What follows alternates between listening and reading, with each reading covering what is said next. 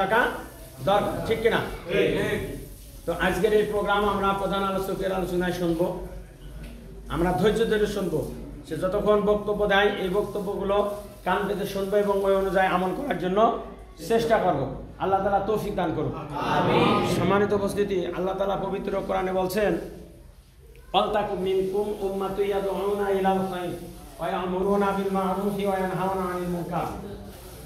তোমাদের মধ্যে অবশ্যই এমন কিছু লোক থাকা দরকার, কিছু মানুষ দরকার যারা সৎ কাজের আদেশ করে, অসৎ কাজে নিষেধ করে। তো এখন যারা কোরআন এবং হাদিসের আলোচনা করে, কথা বলে, তারা সৎ কাজের আদেশ করে, অসৎ কাজে নিষেধ করে। আল্লাহ তাআলা সৎ কাজের আদেশ করেছেন, অসৎ কাজে নিষেধ করেছেন। আল্লাহর আদেশ, আল্লাহর হুকুম আছে 5 ওয়াক্ত সালাত আদায় করা। আকিমুস সালাহ, আল্লাহর আদেশ আছে ওয়ান আকিমুদ্দিন ওয়ালা তাতাফাররাকু, তোমরা দিন প্রতিষ্ঠা করো, পরস্পর ফারাক তৈরি করো না, বিভেদ সৃষ্টি করো না। এটা কার কথা? আল্লাহর কথা। আল্লাহ তাআলা আমাদেরকে অনেক কিছু নিষেধ করেছে। জিনা ব্যভিচার এটা নিষেধ করেছে, সুদ ঘুষ এটা আল্লাহ তাআলা আমাদের জন্য নিষেধ করেছে। এই ধরনের অন্যের হক মারা বা অন্যের ক্ষতি করা, এই ধরনের কাজ আল্লাহ তাআলা আমাদেরকে নিষেধ করেছে।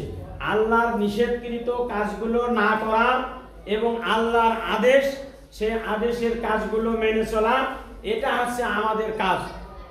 এটা হচ্ছে আমাদের কাজ। এখন যদি কেউ আল্লাহর নিষেধ না মানে তাহলে কি হবে? সে গুনাহগার হবে। আল্লাহর আদেশ যদি কেউ না মানে তাহলে কি হবে? গুনাহগার হবে। যে ব্যক্তি আল্লাহর আদেশ মানল না, ওই ব্যক্তি গুনাহগার হলো। যে ব্যক্তি আল্লাহর নিষেধ মানল না, তারা কি হলো? গুনাহগার। তারা গুনাহগার হলো। তাহলে আমরা গুনাহ করছি কয় ভাবে? দুই ভাবে। এক ভাবে আদেশ না মেনে, আরেকটা আছে আদেশ মেনে। আল্লাহর আদেশ না মেনে আর আল্লাহর নিষেধ না মেনে, এই দুটো কারণে আমরা গুনাহ করছি। তো আল্লাহ তাআলা আমাদেরকে এই গুনাহের হাত থেকে বেঁচে থাকার তৌফিক দান করুন। আমিন। এই যে আবাসন কেন্দ্রে বা এখানে অনেক ঘনবসতি, বিভিন্ন জায়গার মানুষ বসবাস করে। এই জায়গায় যারা বসবাস করে বেশিরভাগ মুসলমান না বেশিরভাগ হিন্দু?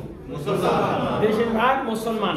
তাহলে এই জায়গায় যে মসজিদটা আছে, এই মসজিদটা যে মুসলমান এখানে আছে, সকলে যদি আসে এই মসজিদে কি আসলে সম্ভব? সম্ভব না। আসলে তারা মুসলমান, নামে মুসলমান, কামে না। আল্লাহ রাসূল সাল্লাল্লাহু আলাইহি সাল্লাম বলছে, বাইনাল আবদি ওয়া বাইনাল কুফরি তারকিস সালাত। যে ব্যক্তি নামাজ পড়লো ওই ব্যক্তি মুসলমান, যে নামাজ পড়লো না সে ব্যক্তি মুসলমান না, সে ব্যক্তি কাফের। মুসলমান এবং কাফেরের মধ্যে পার্থক্য আছে নামাজ। তাহলে আমরা যারা এই মহল্লায় মুসলমান বসবাস করি, যারা সালাতুল ইশা আদায় করলো না, তাদেরকে আমরা কি মুসলমান বলতে পারি? আল্লাহ রাসূলের হাদিস অনুযায়ী না। এই জন্য আমাদেরকে যদি পরিপূর্ণ মুসলমান হতে হয়, তাহলে আল্লাহর হুকুম আমাদেরকে মানতে হবে, বিশেষ করে 5 ওয়াক্ত নামাজ। যারা আসেনি তাদেরকে দাওয়াত দিতে হবে। আল্লাহ তাআলা সূরা হামিম সাজদার 33 নম্বর আয়াতে বলেছেন, ওই ব্যক্তি উত্তম ব্যক্তি আর কে হতে পারে যে আল্লাহর দিকে ডাকে, নেক আমল করে এবং বলে আমরা মুসলমান। সম্মানিত উপস্থিতি, আমরা যারা এখানে উপস্থিত হয়েছি, আমরা কি আমাদের ওই মুসলমানদেরকে দাওয়াত দিয়ে এসেছি যে ভাই আজকে নামাজের জন্য আসেন, বা একজন আলোচক আসছে, ভাই আলোচনা করবে কোরআন হাদিস থেকে, আমরা আলোচনা শুনবো, আপনারা সবাই আসেন, এই দাওয়াত কি আমরা প্রত্যেক বাড়ি বাড়ি পৌঁছাতে পেরেছি?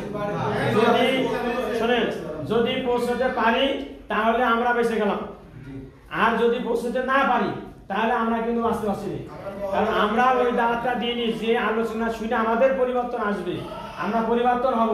আমরা মানার উদ্দেশ্যে যে আজকের যে আলোচনাটা দিচ্ছি, এই আলোচনাটা তাদের মানানোর জন্য আমরা যদি দাওয়াত দিতে না পারি, এর জন্য আমরা ব্যর্থ, আমরা তাদের কাছে দায়ী।